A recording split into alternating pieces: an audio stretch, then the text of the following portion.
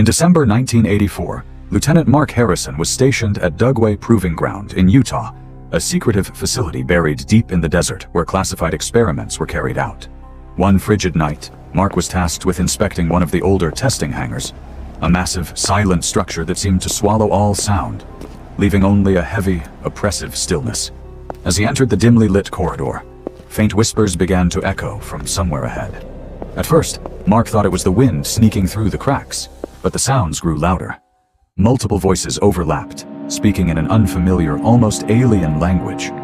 The beam of his flashlight swept across the concrete walls, casting long, distorted shadows. But the whispers weren't just in the air.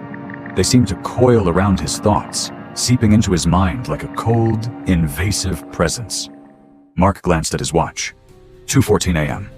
Steeling himself, he took another step towards the source of the sound. In an instant, everything went black. When his vision returned, the corridor looked unchanged, but something was wrong. His watch now read 4:03 a.m. Nearly 2 hours had passed, but to Mark, it had been mere seconds. The air had turned frigid, frost clinging to the walls despite the facility's heating system. The whispers had vanished, leaving behind a deafening, unnatural silence that made his skin crawl. When Mark reported the incident, his superiors simply smiled and said, "You're not the first."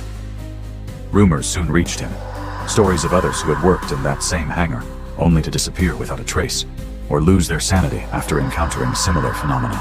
Some whispered that time didn't flow normally there, as though it had been warped by something far beyond human comprehension. But the most chilling part wasn't the whispers or the lost time. It was the silence that followed. A silence so cold and heavy that it made people believe the hangar wasn't just a testing site, but a gateway to something far darker